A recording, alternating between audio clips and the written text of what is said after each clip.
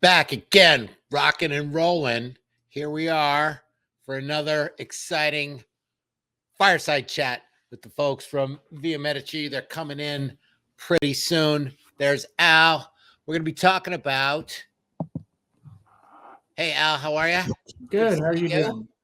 I know we're going to be talking about product information, managing complexity, scaling, and personalization. Here comes Jürgen Müller, the CEO and co-founder. He's got a background in engineering and management consulting. He's a passionate innovator, and he loves to transform cutting-edge technologies into efficient solutions that support companies on their digitization journey. That's what we're all looking for. Also joining us is Al Bismeyer. He is vice president for the Americas. For over 30 years, he's provided thought leadership to executives of global companies, helping them with their effective use of emerging technologies. He has extensive experience in implementing MDM and PIM. Both of you, welcome to the show today. How are you both doing? Doing great, Scott. It's a great program. Yeah, great. We're having some fun here. It's like I said, I think we've got another, 20 hours left or something. But who's counting? Talk to us a little, tell everybody, because I know your brand is expanding. You want more and more folks to know about the wonderful work you're doing. Why don't you just give us kind of a quick overview of what you guys do and how you do it? Go ahead, Jürgen. Yeah. So, Viamedici, we are a software vendor. We are specialized in PIM, master data management. We started in Germany, then Europe, and now we're expanding in North America. So we have our customers globally, actually. And we experience very strong growth, actually more or less from the beginning, but even more in recent years, because this is a very hot topic.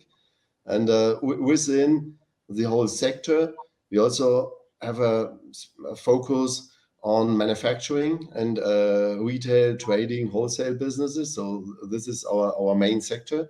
And so they're really doing a lot at the moment. So very exciting times right now. I know you're in the prep call. You talked about like the more complicated it is, the better. You just love this kind of complexity. Yeah. And just talk about that. How do you handle it? True. Yeah. Absolutely true.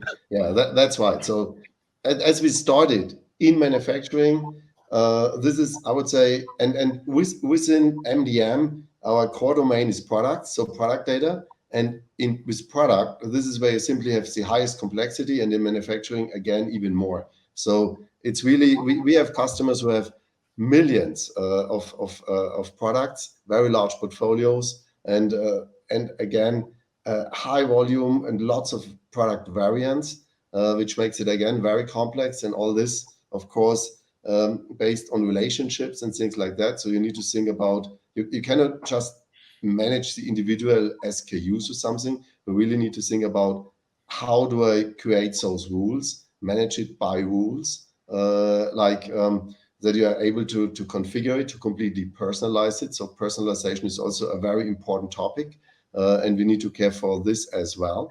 And beside the large portfolios, the personalization topic, we also have to deal with that it is global implementations.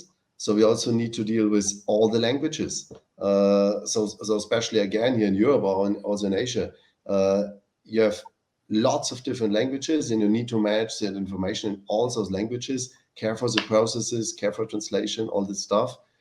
And because in manufacturing, the data is created within an enterprise. So people are maintaining it manually. It's not imported from outside. So you have processes, and these processes also cover the whole world. So you need to think about time latencies, global scaling, and all those activities as well. So there's really a lot behind that. Absolutely, yeah. You know, a lot of these global enterprises out there, they struggle with kind of the global view, the local view. Right. They acquire other businesses who have their own language. I mean, both. How do you? I mean, this is a mind-numbing topic for a lot of companies. How do you help them break through? How do you help them? Yeah, it is mind-numbing. And actually, if you look at kind of the, when you look at Viamedici and the proof points, I think one of the big things is speed. We have real-time data available to everybody that needs it. And so companies that are managing very large data volumes, we're talking billions of records, can have their product information available immediately. with very little latency.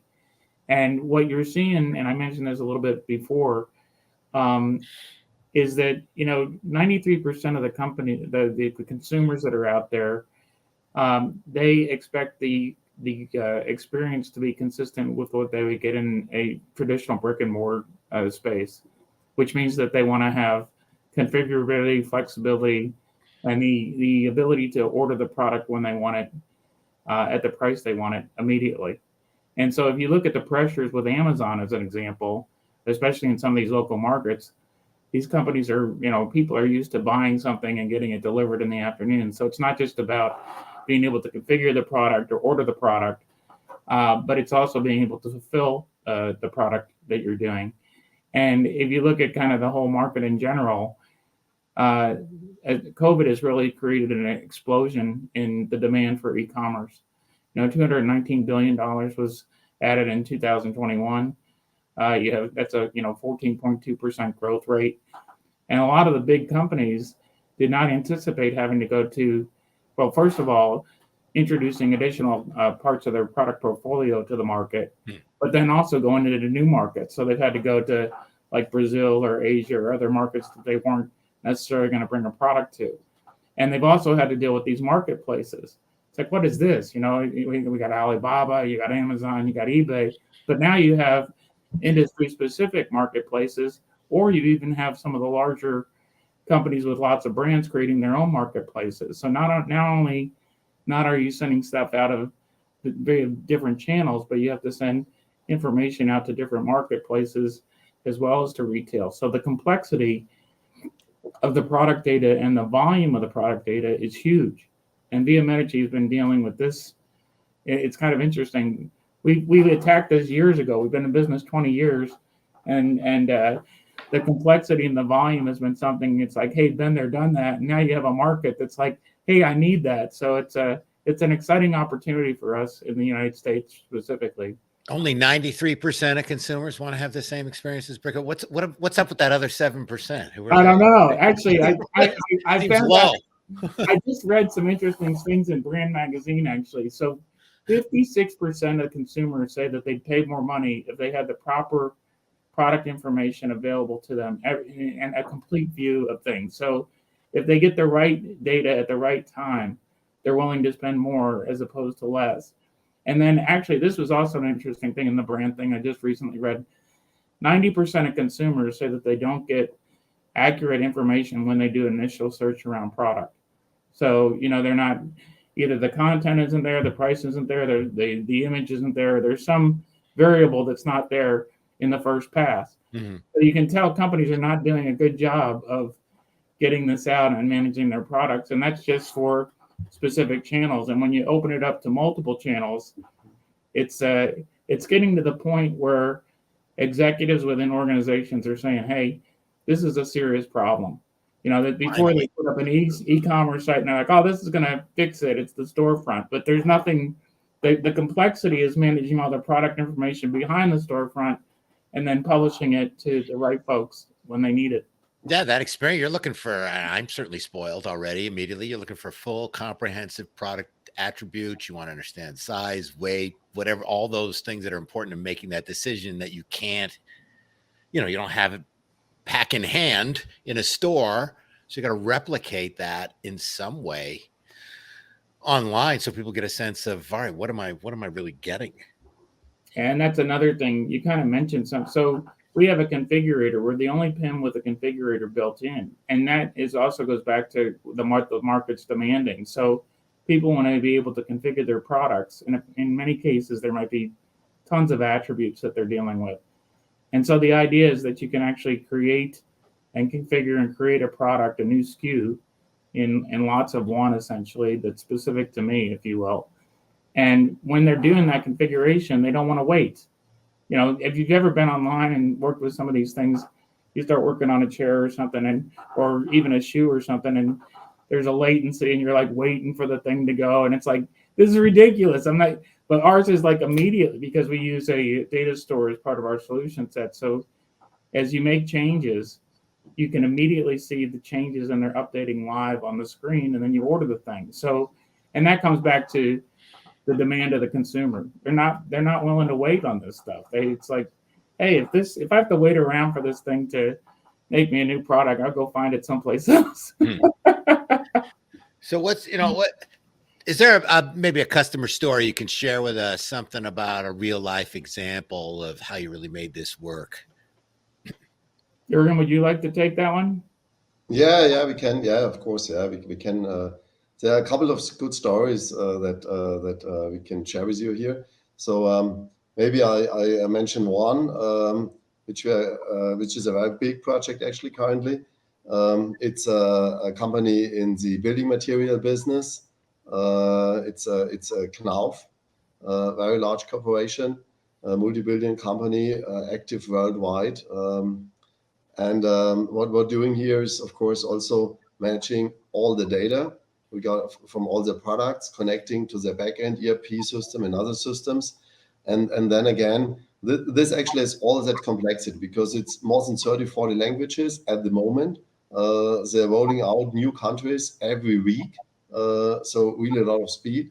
And during the project implementation, they acquired other businesses, which we also had to integrate in their portfolio also. This is actually something which we see more and more often. So large companies acquire a lot of additional companies to get access to new markets or extend their portfolio. And of course, this also needs to be integrated quickly to make it available to all the global channels, because that's key. That's the way you sell it. And so this is also what we had to do here. And then because it's global, data was maintained in different regions. So we had to set up a global infrastructure with nodes in different regions. So one in North America for the North American market, one in Europe, one in Asia, in order to avoid also time latencies. So even small latencies, like maybe parts of a second or so, might count here if you really want to have a very responsive overall system and make full use of it. So all of this needed to be set up. And it's a really a great project, which did